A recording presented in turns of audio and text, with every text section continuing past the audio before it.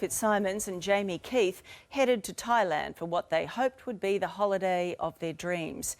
But in an instant, it turned to tragedy when a maniac took Nicole's life, leaving Jamie and her family in a living hell. We had this special relationship that I thought would never be broken. She was passionate every minute of the day, which is why we miss her so much. We have so many beautiful photos and memories that I'll cherish forever, and that's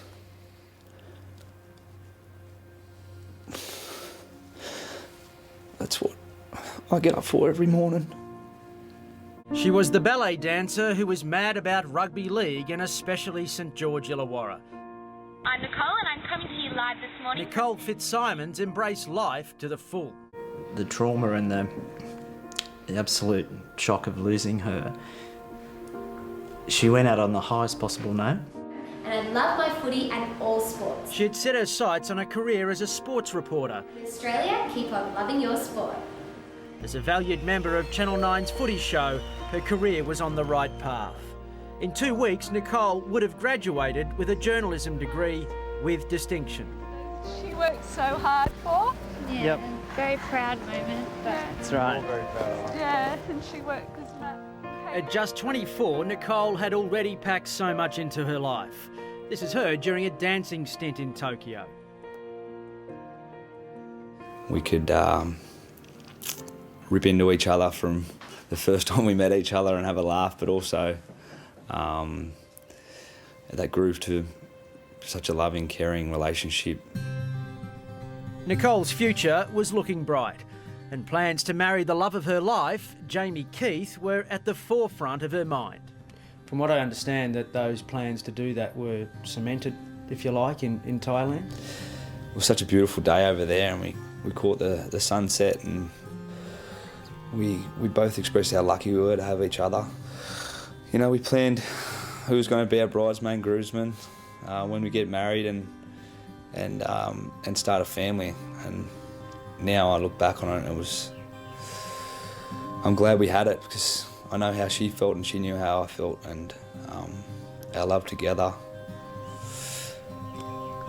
will always be inseparable, and she'll always be in my heart, that's for sure.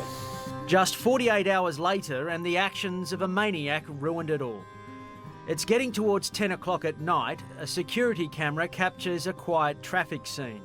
Nicole and Jamie had been out for a quiet dinner just a kilometre away from their Koh Samui hotel. Headed on home, keen to get back to the hotel and have a snuggle and get ready for another day. I think it was our last day. Just like thousands of Australian tourists in East Asia, the couple are using a scooter for transport. They have no helmets. That's them just metres away from the safety of their resort. I indicated the turn into our resort, and we come to a standstill.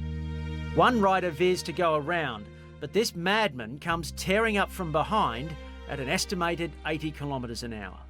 He careers to the right, and within a split second, lives are changed forever. This almighty bang just hit us from behind, and from there I just remembered flying across the road and sort of blanked out for a second there, and I picked myself off the ground and sort of grew conscious of what just happened. And the impact is just too graphic to show. I yelled and screamed for help.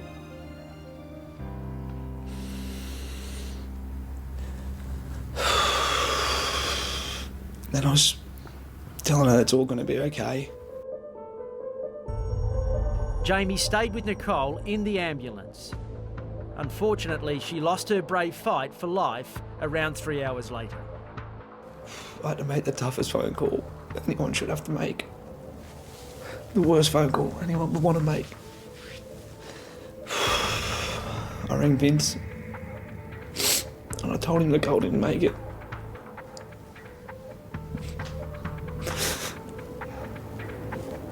From there, I didn't leave Nicole's side for the next 4 or 5 hours until they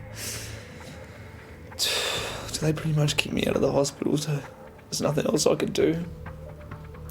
I had this sense of, I suppose, that everyone else doesn't wear helmets over there, or we thought it'd be okay to go down to a restaurant and have dinner and then go home safely, and it's not. Yeah, no family, no boyfriend, no husband, no brother or sister needs to go through what we went through. And we'll make sure that message gets out to every single one of us Australians, because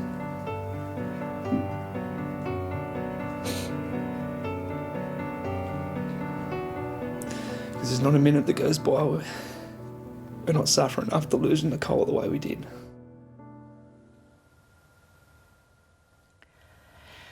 And that pain is shared by everyone who knew Nicole here at the Nine Network. She was a shining light, and we miss her.